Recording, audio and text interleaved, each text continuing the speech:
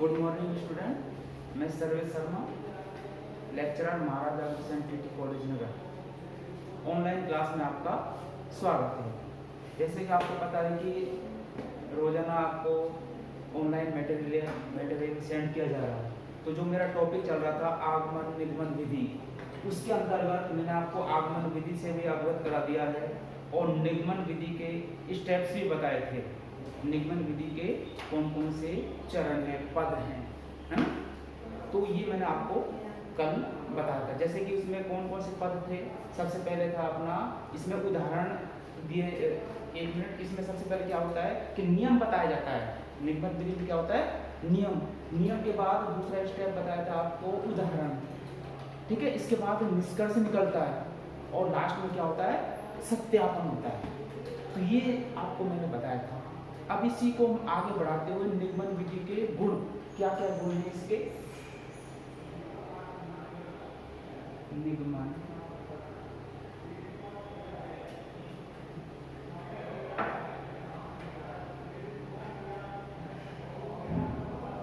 विधि के गुण, मेरिट्स कौन कौन से हैं, ठीक है ना। निगमन विधि में जैसे कि आपको पता है ये संक्षिप्त विधि होती है। सबसे पहले क्या है इसमें, एक इसमें संक्षिप्तता होती है। समझ आया क्यों? क्योंकि नियम सूत्र पहले बता दिया जाता है तो जो समस्या है वो जल्दी ही हल हो जाती है, किसी प्रकार की कोई दिक्कत नहीं आती है, ठीक है ना। दूसरा है नवीन समस्याओं के समाधान में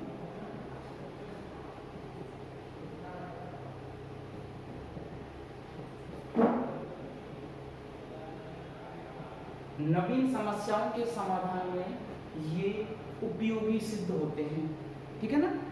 कोई भी नवीन समस्या उसका समाधान हम इस विधि के द्वारा आसानी से कर सकते हैं। और तीसरा है कम समय में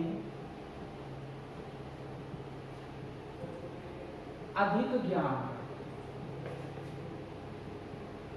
क्या होगा इसमें, कम समय लगेगा और बच्चा जो है अधिक ज्ञान प्राप्त कर लेगा। तो कम समय में अधिक ज्ञान प्राप्त हो जाता है, ठीक है ना। तो ये इस तरीके से क्या है कि इसको हम आगे बढ़ा सकते हैं। जैसे ये मेन आपको मैंने इसके गुण बता दिए। इसके बाद इसके कौन कौन से दोष हैं, क्योंकि हर चीज का क्या है, मेरिट्स एंड डिमेरिट्स होती है। क्यों गुण है तो निश्चित रूप से उसमें कुछ ना कुछ तो दोष होंगे। दोषों में सबसे पहले जो आता है, जो पहला दोष है, कौन सा दोष है इसमें, कि बालक जब नियम सिद्धांत दिए जाते हैं, है ना, सूत्र दिए जाते हैं, तो वो चीज बच्चा याद नहीं कर पाता है। काफी सारे फॉर्मूले इकट्ठे हो जाते हैं। तो इसलिए क्या होगा कि बालक उसको याद करने की कोशिश करता है और याद जब करेगा तो क्या वो भूल भी सकता है, ठीक है। तो इस विधि द्वारा प्राप्त ज्ञान स्थायी नहीं होता है। समझ आया ना, कैसा होगा, अस्थायी। इस विधि द्वारा प्राप्त ज्ञान कैसा होता है, अस्थायी होता है, ठीक है। और इसी विधि और इसके क्या दोष हो सकते हैं कि जैसे कि इसको हम आगे बढ़ाते हैं, काफी सारे देखो इसमें क्या मेहनत तो करनी पड़ेगी ही सभी को, ठीक है ना। लेकिन ये विधि बताएगी अमनोवैज्ञानिक विधि, है ना। तो इसमें काफी सारी चीजें आ जाती हैं जो आपको ध्यान में रखना है। अब इसको हम आगे बढ़ाते हैं, क्योंकि आपको मैंने आगमन विधि के बारे में बता दिया है और निगमन विधि के बारे में भी बता दिया। दोनों ये एक साथ जब इनका उपयोग होगा तब ये प्रभावी रह सकते हैं। तो जब हम इनका कंपैरिजन करते हैं, तुलना करते हैं, तुलनात्मक अध्ययन करते हैं, किस किस में, आगमन विधि और निगमन विधि में, तभी ये हमारे दिमाग में बिल्कुल क्लियर हो पाएगी, ठीक है ना। तो इसका तुलनात्मक अध्ययन आगमन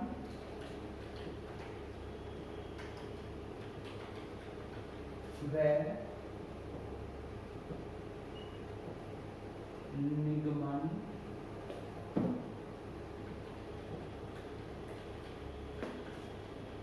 विधियों में अंतर, कि क्या अंतर है दोनों में, तुलनात्मक अध्ययन कर रहे हैं।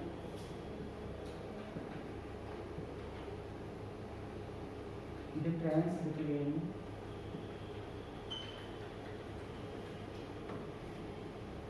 इंडक्टिव एंड डिडक्टिव मेथड, ठीक है ना। दोनों विधियों में क्या कर रहे हैं, तुलनात्मक अध्ययन कर रहे हैं, क्योंकि अपने पास दो विधियां हैं, वो बिल्कुल क्लियर कब होंगी, जब हम दोनों के बारे में अलग अलग एक साथ पढ़ेंगे, तुलना हो जाएगी तो हमारे दिमाग में वो बिल्कुल स्थायी हो जाएगा। तो देखिए इस तरीके से एक साइड लिख लेते, जैसे आगमन विधि,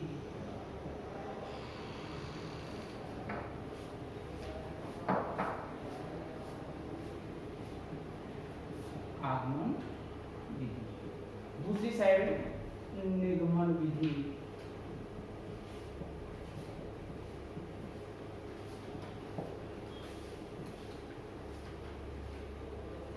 ठीक है। देखिए सबसे पहले आगमन विधि में क्या होता है, जैसे आपको पहले बताया था मैंने, इसमें विशिष्ट से सामान्य की ओर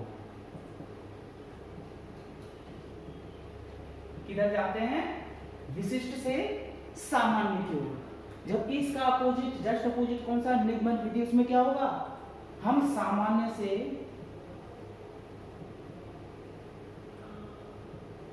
किस साइड जाते हैं, विशिष्ट की ओर।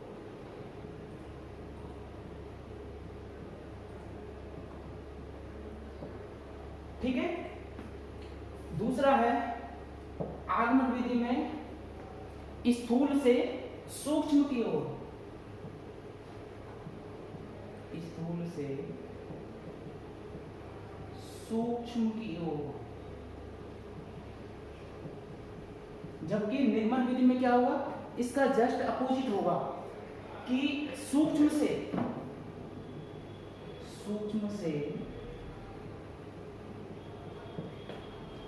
स्थूल की ओर।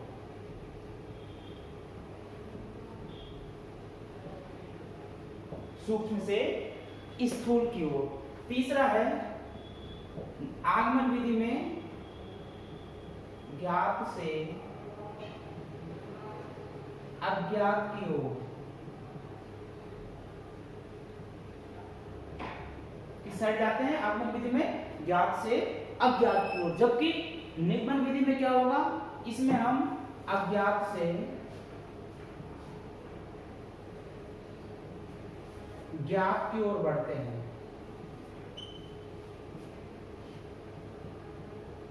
अज्ञात से ज्ञात की ओर बढ़ते हैं। ठीक है। इसके बाद इसमें मानसिक शक्तियों का विकास होता है, मानसिक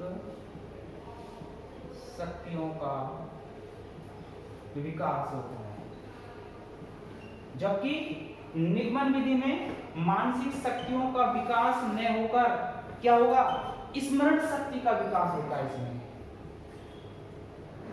स्मरण शक्ति का विकास होता है। बालक क्या करता है, इसमें याद करने की कोशिश करेगा, स्मृति वो क्या होगी, बालक की विकसित होगी। ठीक है ना, रटना चाहेगा। और ये जो विधि है ये छोटी कक्षाओं के लिए उपयोगी होती है, में उपयोगी, जबकि ये जो निगमन विधि है ये बड़ी कक्षाओं में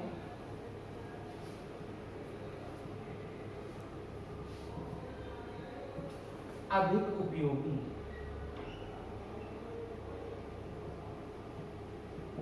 ठीक है। ये आगमन विधि क्या होती है, अनुसंधान का मार्ग होता है। ये अनुसंधान का मार्ग है,